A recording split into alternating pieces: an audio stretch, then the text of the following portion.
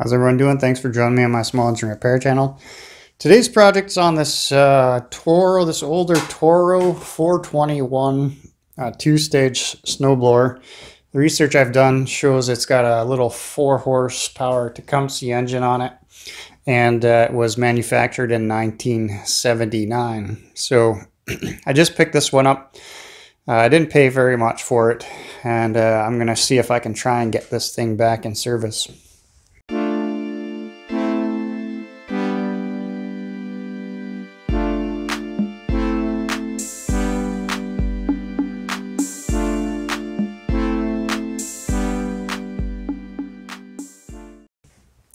All right, so the gentleman I bought this from said it ran last year, not this year. He switched to a tractor with a blade on it, but it does have something in the tank. I don't know if it's water or fuel. I'm sure he's been storing this outside.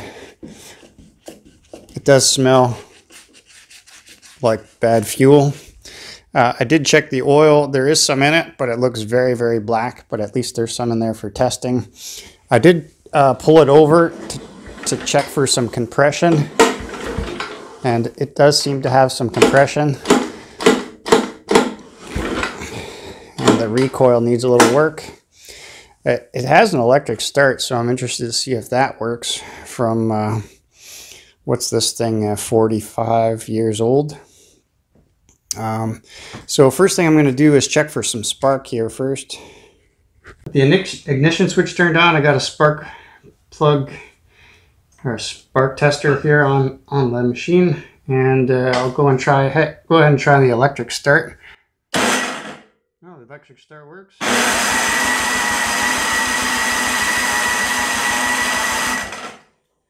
The electric start also seems to get stuck in the on position.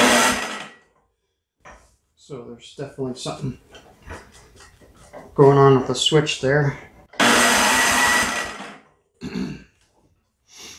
So we'll have to investigate the switch, maybe the contactor. I don't know if I'll be able to open that up or not, but anyways, we got spark. I think the next thing I'm going to do is dribble down some fuel down in the cylinder through the spark plug hole.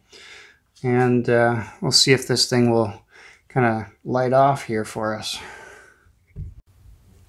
Alright, so I put some starter fluid in the cylinder, put the spark plug back in. We're going to just try it, see if it'll pop off.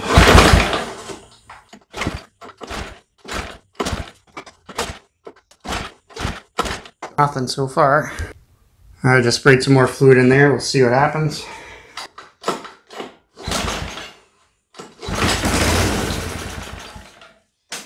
Okay, well, that's promising.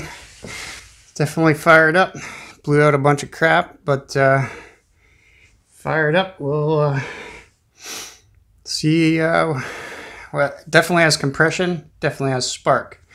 So I don't know if I want to just put some fuel in here. I think I'm going to want to clean out this fuel tank and the fuel system first. Check out the carburetor and see how bad it actually is. So I think that's where I'm going to go with it next.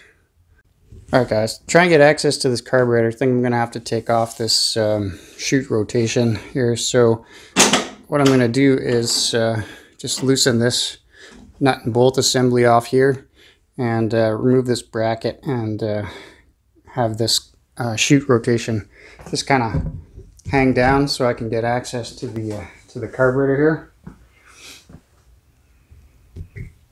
Okay, so I've loosened this off, so now I can pull it out some. Get some more access here. Now there's a flathead, looks like a little 5/16 or bolt up here that's already loose, and looks like there's a couple of screws that were here attaching this to the carburetor that are missing. So this thing just kind of slides off and out like this. Now on the back side here there is a primer line that I'm going to have to try and get off. And then I'll have to scooch it out through that front hole there where the choke spring is, or handle.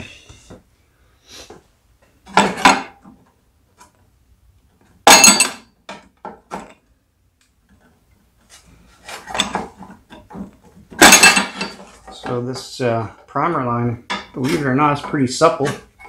Seems like maybe somebody actually maintained this to a certain extent. And then now it should be able to just slide off there.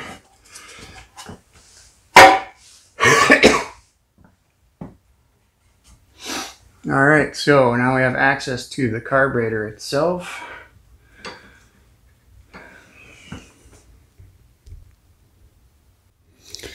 Alright, so I just want to check. It looks like all of the mechanisms, the choke mechanism, the throttle butterfly is working just fine as well. So nothing's kind of seized up in here. This one has an adjustable high-speed jet on the bottom. So you'd have to adjust the fuel air mixture through this screw right here. But we'll take care of that later. I want to open this up. I'm curious to see kind of what it looks like on the inside here. I'm not sure if I'll take the whole thing off or not. This fuel line that they have on here is not, I don't think, the proper kind of fuel line. This is very hard. So I'll probably change this out for a rubber fuel line. To get this whole carburetor off is there's a bolt here that goes through, attaches the carburetor to the intake, and a nut on this side. There's one on each side here. Then there's a linkage here for your throttle. You just want to make sure you remember which hole it goes into here. And then just the fuel line itself and the choke mechanism has to come off as well. So that's what I'll be doing next. Alright guys, so I got the carburetor off here now. Next thing I'm going to do is to test the needle and seat just to make sure that they seal off properly, and I'm going to do that with one of these pressure testers. Now you might not have one. The only other way to really do it is when you flip it upside down like this, you have to blow in the gas inlet here, and I wouldn't suggest doing that, of course, if it's all full of fuel and whatnot. So anyways, you can decide how you want to do it. So if the needle and seat are good, I'm going to pressurize this to about 5 psi and leave it for, I don't know, 30 seconds or something like that. And if it holds that 5 psi, I know the needle and seat are actually in good condition. If they are not, then if it does leak, I'll have to change out the needle and seat. And it looks like there so far is a slow leak in this needle and seat, which I kind of suspected anyways. I mean, the machine is 3 years younger than I am, so it's 44 years old. And you can see it's gone down to about 4 psi. So this needle and seat definitely is not sealing properly. So we will have to address that. Now, I did take a sample of the fuel out of the fuel tank, if you can call it fuel. The reason I did that is to check to see the fuel, and it looks pretty nasty. Definitely tons of water in there. It's probably 3/4 water. You can see the line that goes across there. All of that to the bottom is water, and the fuel sits on top. So it's mostly water on this thing. So, and there's definitely something going on with the fuel delivery system, because there's no fuel shut off on this thing, and there is fuel water in the tank, and there's nothing coming out of the fuel line even though it's disconnected. So it's definitely something else we're going to have to address. So I'm going to take this little bit of fuel water mix here, kind of clean up the outside of this carburetor. And while I'm doing that, I'm actually going to warm up my ultrasonic cleaner Guess I'm going to give this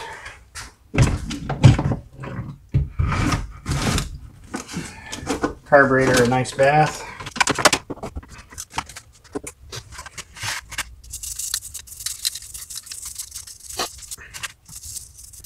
So I do have to admit, I don't typically work on machines this old, especially if I'm going to try and resell them, just because nobody really wants these older machines anymore.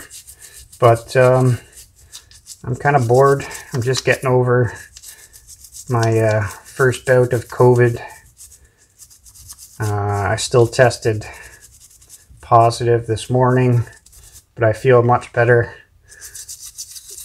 COVID kind of kicked my butt this week. It's not too bad. It's just really sore throat. I know everyone gets different symptoms, but I had a really sore throat, and one day I couldn't really even eat or drink anything. It hurt too bad. Some slight fever here and there, but I managed that with some meds.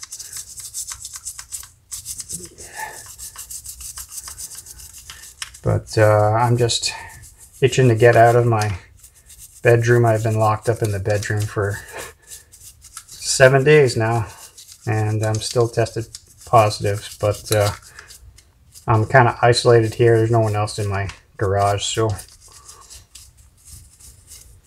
take off the other end of this primer line. Hopefully it doesn't disintegrate.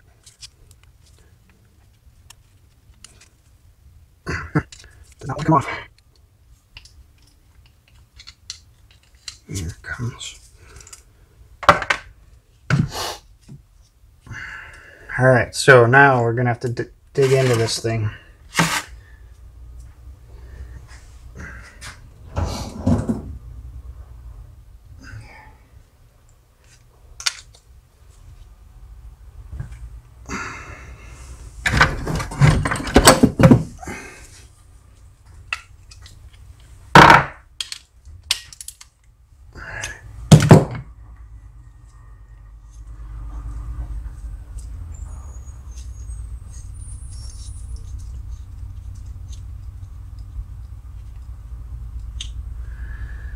Alright, so I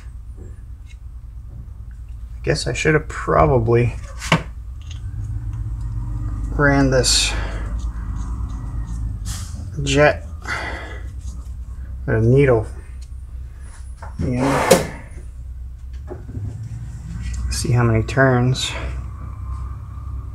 Half, 1, 1.5, 2, 2.5, 3. Now that seems a little bit much for me, but usually 1.5 to 2. But definitely keep an eye. We might have to adjust that. So I'll clean that up.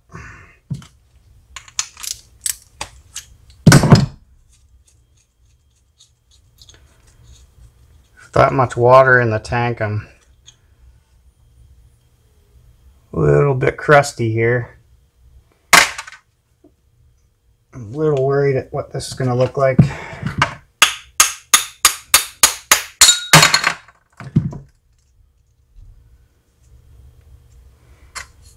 Alright, well, somebody's definitely been in there. This is empty, but you can see someone's been scraping around in there.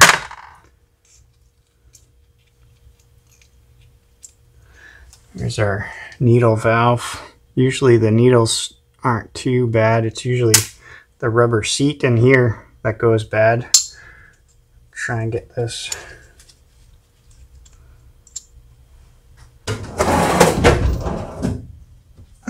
Get this float off, float pin.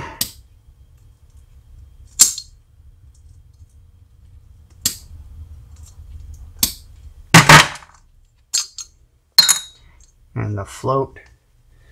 Now, these older brass floats tend to leak and take on fluid. So I'm going to put this in the ultrasonic cleaner and see if it's still floating by the end of it. This gasket is in really rough shape.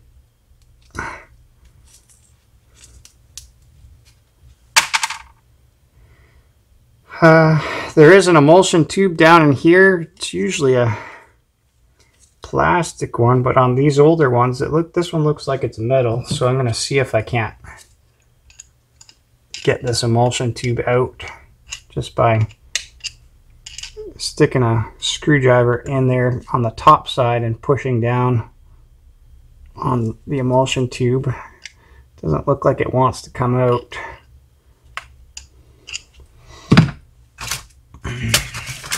Sometimes if you stick an Allen wrench down there, it might come out, but this one looks like it's kind of crusty in there.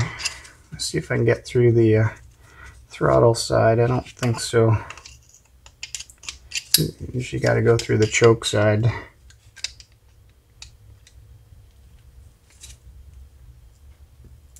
Yeah, and that thing's crusty. So I'm not going to spend too much time on that.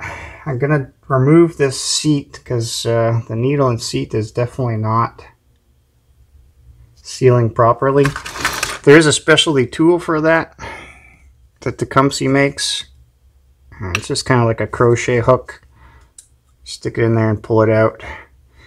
Well, I can tell you why it's not sealing. Because whoever installed this last time, needle and seat, installed it incorrectly. So these seats, they have one side that's flat and one side that kind of has a ridge.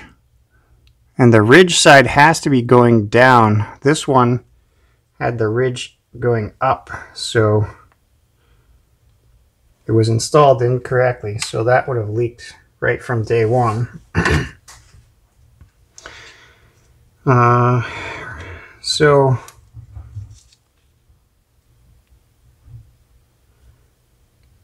the only thing I'm going to do now is I'm going to start spraying some of all the, actually I'm going to get the low speed jet out here. So half, one, about just a little more than one on this low speed jet.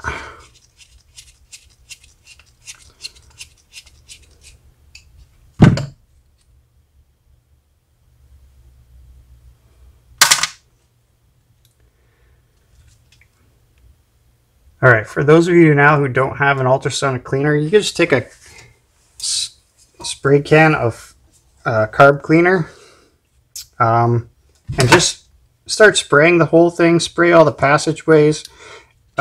Make sure you take any rubber parts that you're going to save and remove them from the area that you're going to spray CARB cleaner, because the CARB cleaner is definitely going to ruin those rubber pieces. So you could just start spraying like in the emulsion tube there, and you can maybe see it coming out through the top there, maybe not, through the fuel inlet. There's a little vent right in here. You can see it coming out the side there. This little vent hole, you got to make sure that that's clear. I don't know if you can see it, but I'm going to point it out to you because it's very important. This little hole right there at the end of my screwdriver, there's a little vent hole there. You want to make sure you can kind of stick a piece of wire through that. If that vent isn't clear, it'll definitely leak fuel. So that's nice and clean.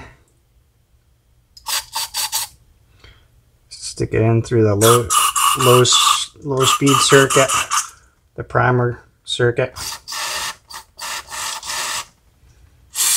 and just give it an overall spray.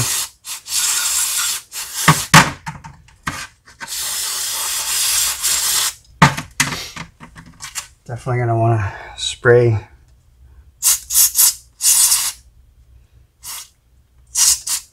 the jet. There's a couple of holes in this that you're definitely going to want to make sure you get it in there as well. Take your piece of wire and stick that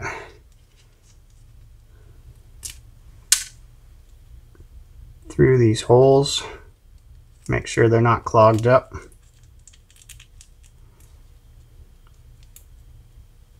You can maybe see it coming through there. I don't know. There's a hole there. There's definitely a hole here as well. So you want to make sure those are nice and clean.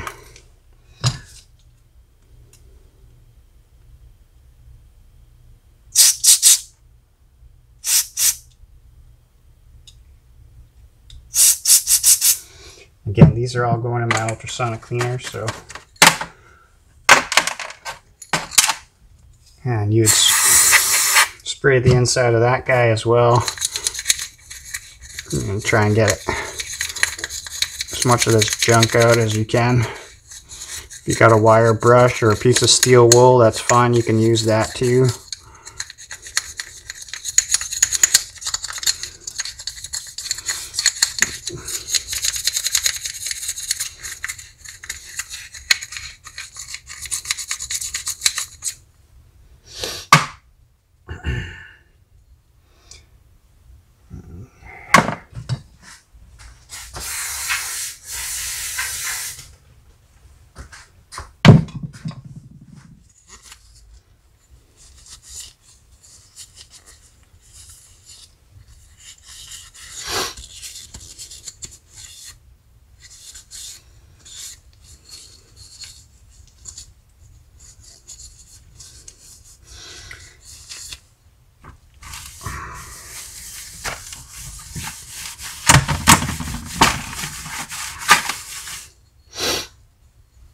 All right.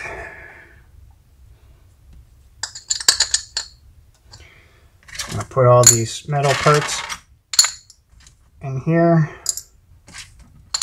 clean them all up, including the carburetor. I'll put that in my ultrasonic cleaner, let it run for about 15 minutes, and we'll bring you back when I'm done there. All right, so the float is still floating, and I don't hear any fluid build up in this float, so I think the float's going to be okay. Let's see how our carburetor turned out.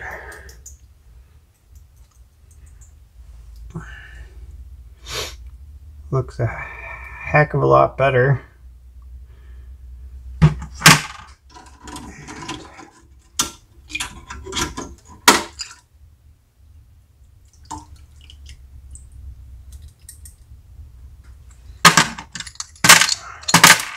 All the rest of our parts, float bolt looks like it's in really good shape. So now I'm just going to blow all this out with the compressor, and we'll be ready to put it back together.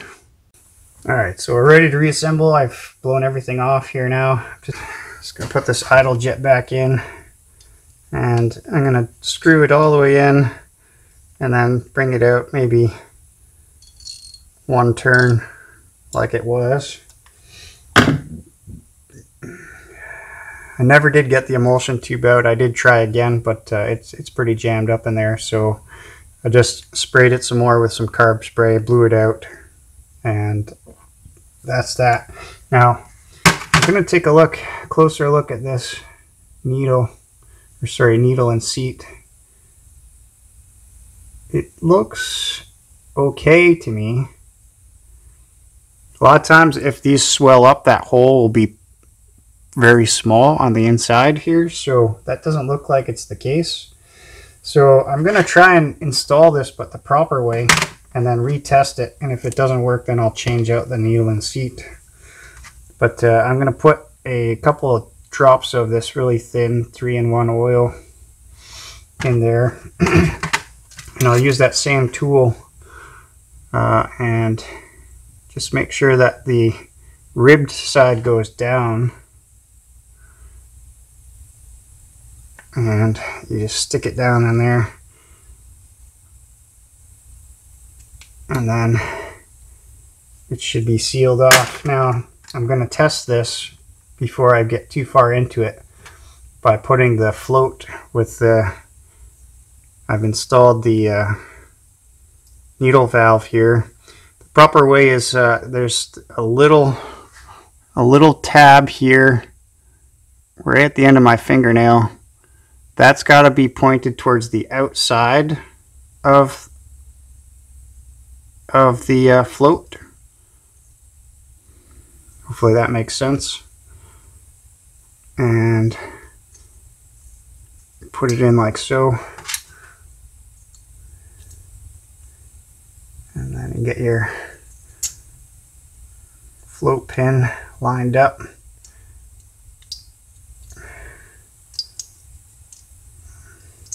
This can be a little bit tricky to line everything up.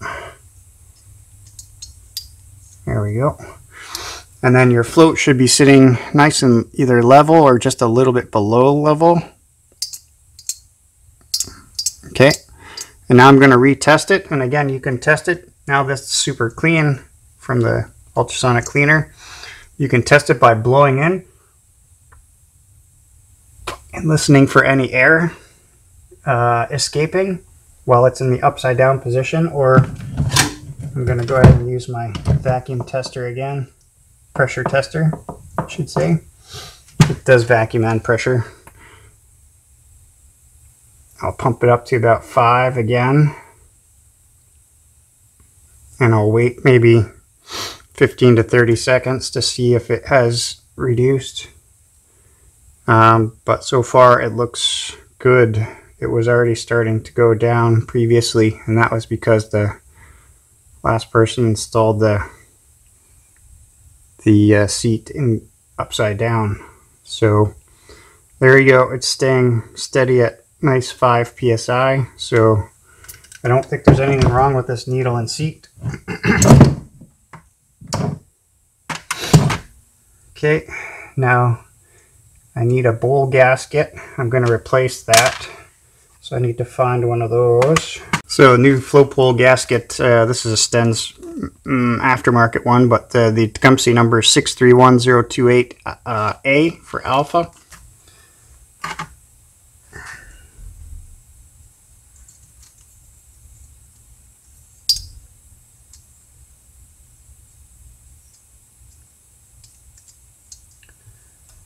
Get that new float bowl on there. Okay. Excuse me. Alright, so now with these Tecumseh float bowls, you can see it has like a line here. That line should line up with the end of the float. So kind of just like that. Okay. I'm going to stick my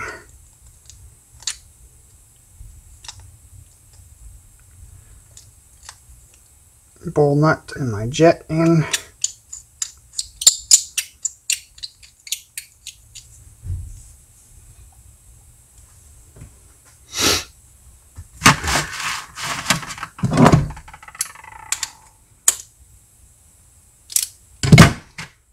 And again, this one was out like 3 turns. I think I'm going to go start with 1.5. So I'll go in all the way. And then there's a half, 1, 1.5. I'll start there. So it's ready to go back on the machine. Before I put it back on the machine though, I'm going to definitely be cleaning out the fuel tank and the fuel line. I'm going to have to replace that. Also, I'm going to have to replace the gasket between the intake and the carburetor, which I've found a replacement gasket in my parts there, but it was torn when I took it apart. So, all right, I'm going to go ahead and clean out the fuel system next. So while I had the CARB soaking in the ultrasonic cleaner, I did take apart this electric start. The push button doesn't seem to be in the stuck position when I undid this and looked at it. It just seems to be, for some reason, the internal part of the push button is stuck in the on position. So I mean, it still works, and you just have to unplug it to stop the electric start from running, but I'm not going to go ahead and mess with that anymore. But I will have to get the fuel line out here, and also this fuel tank off, which I believe is just a couple of these, looks like maybe 3/8 bolts. And let's see. Oh, there is a fuel shutoff. Disregard. I wasn't sure what was going on there, so I'm still going to have to clean this out. So it looks like there's a couple more bolts up and underneath here too to get this fuel tank off. I did take the starter off, so that gives me more access. The fuel tank actually just kind of fell off as well at the same time. It's over here. So now we have exposure to the fuel line. But as far as getting the starter recoil off, Tecumseh does actually put bolts, nuts and bolts here. The problem is I think the bolts are kind of welded to the back side of this. So if I try and get these out and they don't come out, potentially what is going to happen is it's going to start to spin that bolt from the inside and break that weld. So I got to be very careful. I did spray some penetrating oil on those, and then I'll show you a trick for the fuel line here. I'm going to feed the fuel line back through this small little opening. Take a bolt that I've cut off here, just kind of twist it in there as best you can. Kind of thread it in the old fuel line so that it's somewhat stable, and stick your new fuel line on that other end of the bolt, and then you can try and pull one end through to the other side without hopefully pulling off that new fuel line.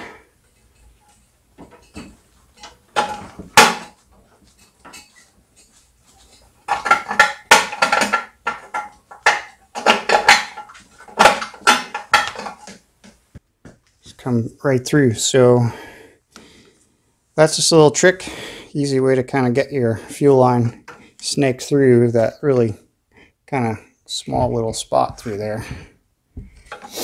Alright guys, so I was able to get the recoil off here with the 4 bolts, 4 nuts. That came off okay. And to me,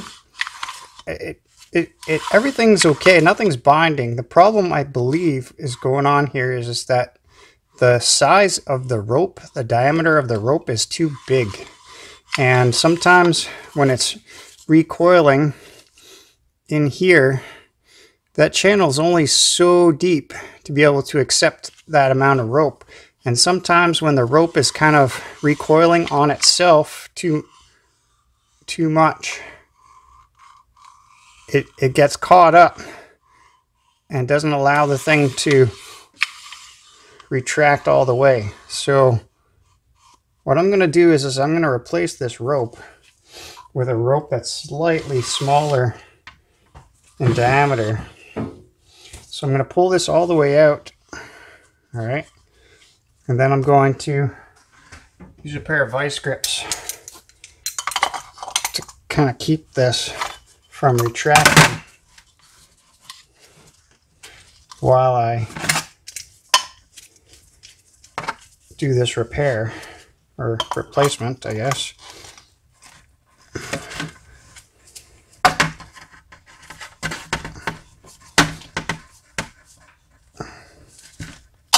All right. So to get this out, the easiest way probably just to cut the rope.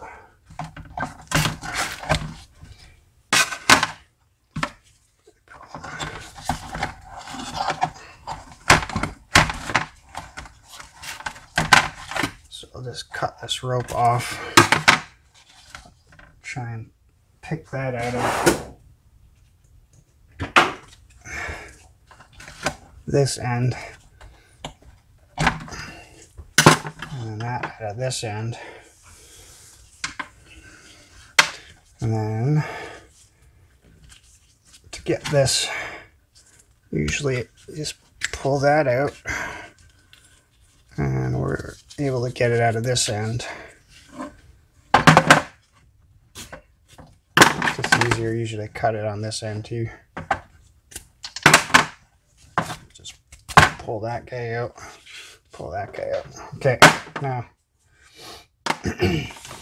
what I'm going to do is I'm going to kind of keep this rope and I'm going to measure off about the same amount, maybe a little bit more, because the rope is smaller diameter the next one I'm going to use.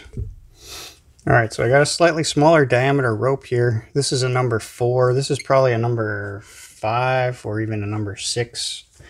Now, to get started, you're going to want to, so that the ends don't keep fraying, you're going to want to go ahead and, if I can get this to work,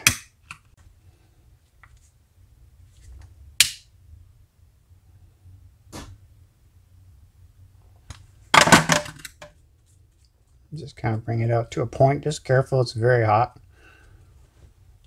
Do that on both ends, of course.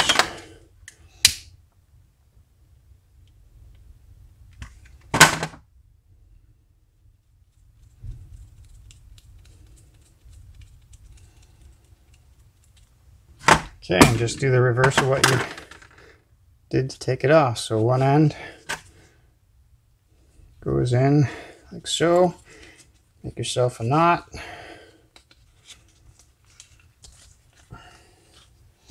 Grab it with a pair of pliers. Get nice and tight. Pull that through. And that goes back in there like so. Give her a nice tug. Okay. And then this guy goes through here, and then it's got to fit into that hole. Same thing.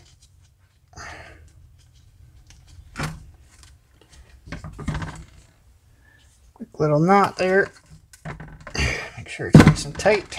And now you can let go while you're holding it and just allow the rope to recoil.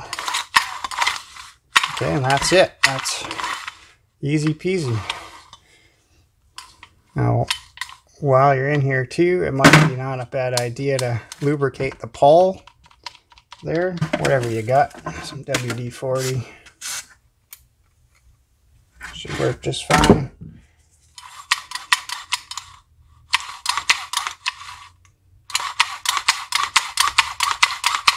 And now she's ready to go back on the machine. Alright, so I got the shroud back on with the starter recoil all fixed up there.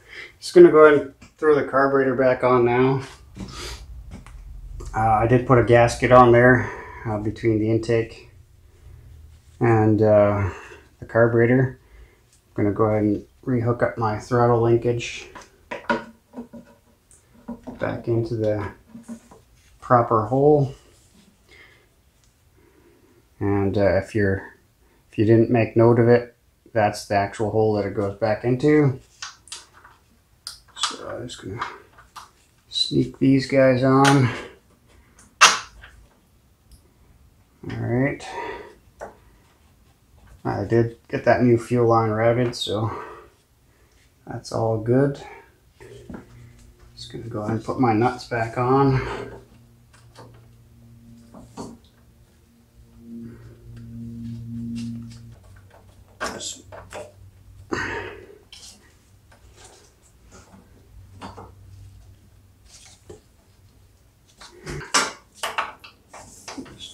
tighten these down now. Just so they're snug.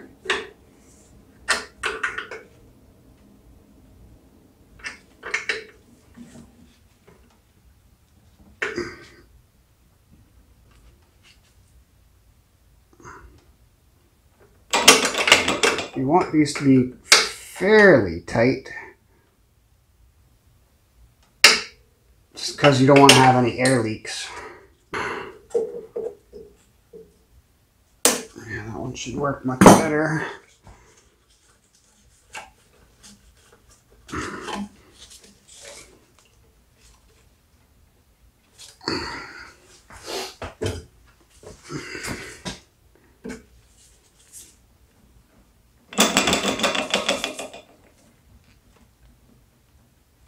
Go.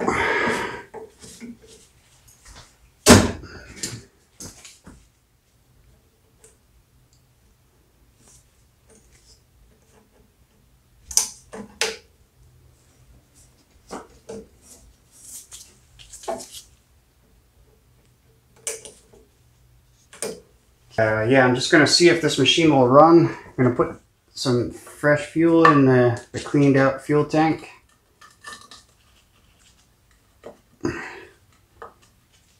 And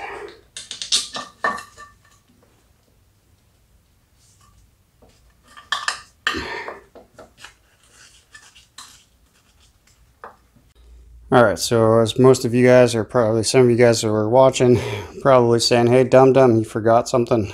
So I forgot this bracket that actually goes in between the CARB and the intake.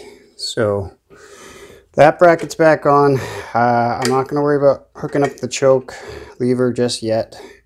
I can just run the choke like this, but I do want to get it down on the ground, see if I have any issues. The fuel is flowing. I don't see any leaks, so that's a good sign. So we're going to try and get this thing fired up. It's got oil, but it's dirty oil, but that's okay. And hopefully if it fires up, we can do a bit of a function test on the transmission and the auger blades. Alright, so I got the electric start hooked up. I just don't have it turned on because it, like I say, it won't turn off, this one. So I'm just going to turn it off and on by the other end of the power cord. So the primer works. I saw some fuel come up there. Get the throttle up a little bit. And make sure the ignition is in on position. And let's turn it on.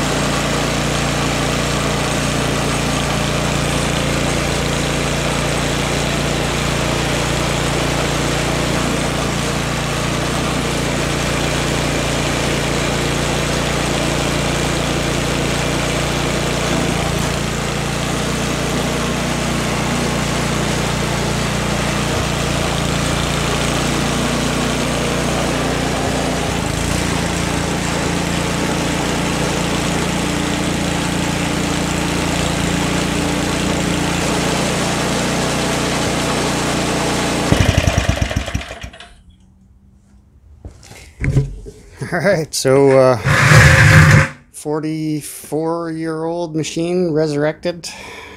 and it seems to run pretty decent.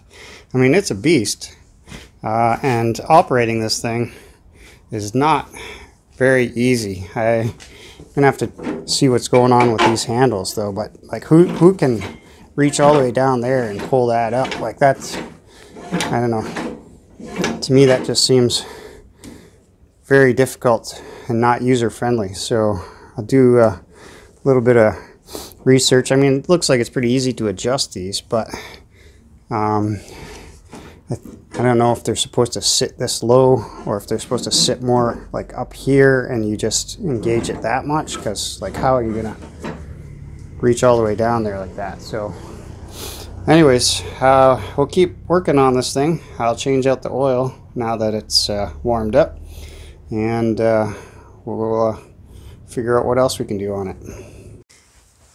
Alright, so I think next thing I'm going to do is kind of crack into this transmission, make sure I get that serviced up. So there's should be 4 3/8.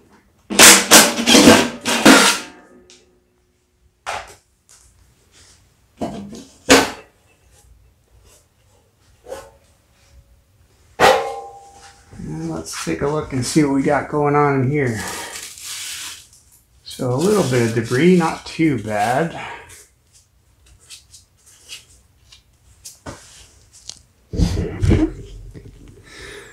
Alright, so look how small this drive disc and friction disc is. It's crazy. This friction disc has got a bit of a crack in it there, but I mean it's all still there. A bunch of cracks actually. It's probably not something that I'm gonna want to source or replace. So here's a different type of a gearing type system here connected to the handle up top.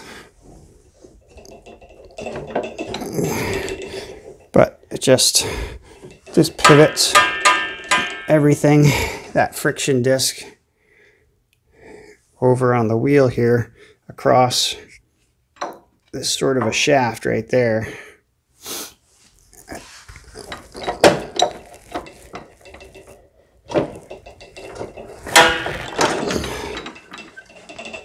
So that kind of slightly different than what I'm used to. I don't work on too many 40-year-old machines.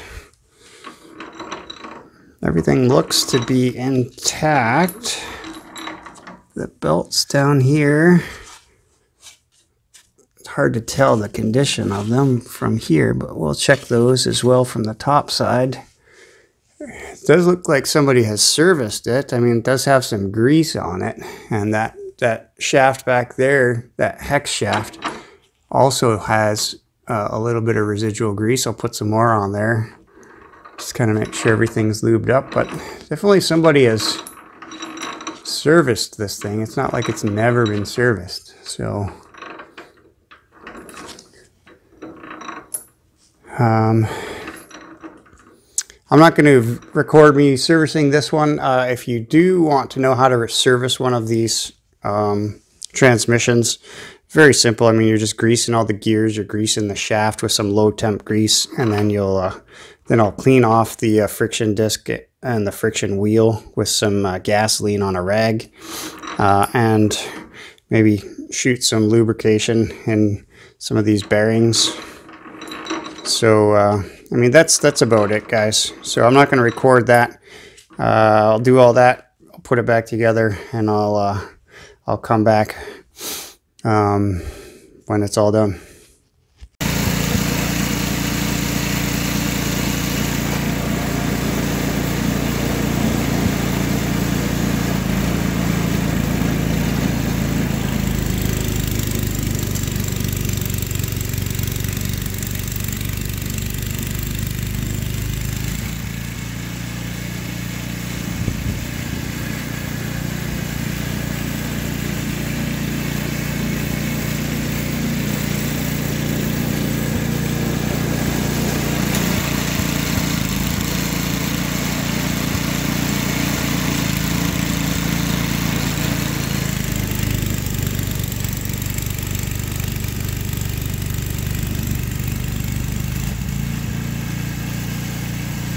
Alright guys, so it's all cleaned up. I serviced the impeller, greased up the gearbox, added some grease to the gearbox, greased up the fittings here, and checked over the belts, and everything seems to be good. So I think we're going to call this one a wrap, and I'll clean it up, try and get it sold. So thanks everybody for watching, hope you enjoyed it, and consider subscribing to my channel. Till our next project, take care.